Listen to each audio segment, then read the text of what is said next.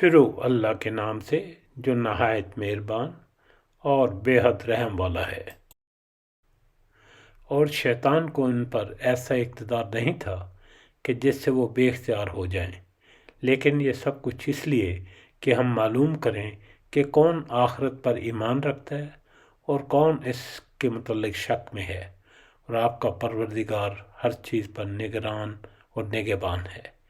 اے رسول پاک صلی اللہ علیہ وسلم، ان مشرکین سے کہیے تم ان کو پکارو جنہیں تم اللہ کے سوا معبود سمجھتے ہو، پھر دیکھو وہ ذرا بر چیز کے بھی مالک نہیں ہیں، نہ آسمانوں اور زمینوں میں، اور نہ ہی ان دونوں کی ملکیت میں کوئی شرکت ہے، اور نہ ہی ان میں سے کوئی اس اللہ کا مددگار ہے، اور نہ اس اللہ کے ہاں کوئی سفارش فائدہ دے گی مگر اس کے حق میں جس کے لیے وہ اجازت دے گا اور جس کو دے گا، یہاں تک کہ جب ان کے دلوں سے گھبراہٹ دور کر دی جائے گی تو وہ پوچھیں گے کہ تمہارے پروردگار نے کیا کہا ہے، تو وہ کہیں گے کہ اس نے حق کہا ہے اور وہ بلند و بالا اور بزرگ و برتر ہے۔ آپ کہیے کہ آسمانوں اور زمین میں سے تمہیں کون روزی دیتا ہے؟ پھر فرمائیے کہ اللہ، اور بے شک ہم یا تم ہدایت پر ہیں یا کھلی ہوئی گمراہی میں ہیں۔ آپ کہہ دیجئے کہ تم سے ہمارے جرائم کی بات پرس نہیں ہوگی اور نہ ہم سے تمہارے اعمال کے بارے میں سوال ہوگا۔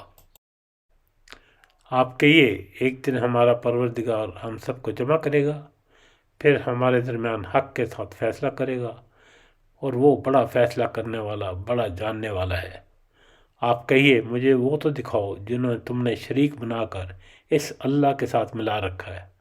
ہرگز نہیں، بلکہ وہ اللہ ہی ہے جو بڑا غالب، بڑا حکمت والا ہے۔ اور ہم نے آپ کو تمام انسانوں کے لیے بشیر اور نذیر بنا کر بھیجا ہوا ہے،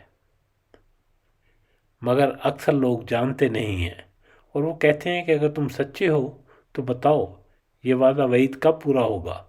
آپ کہیے تمہارے لیے وعدہ کا ایک دن مقرر ہے جس سے نہ تم ایک گھڑی پیچھے ہٹ سکتے ہو اور نہ آگے بڑھ سکتے ہو۔ اور کافروں نے کہا کہ ہم ہرگز اس قرآن کو نہیں مانیں گے، نہ اس سے پہلے کی کتابوں کو۔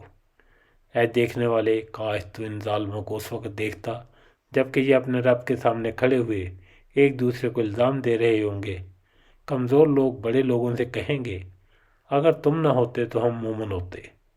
یہ بڑے لوگ ان کمزوروں کو جواب دیں گے کہ کیا تمہارے پاس ہدایت آ چکنے کے بعد ہم نے تمہیں اس سے روکا تھا؟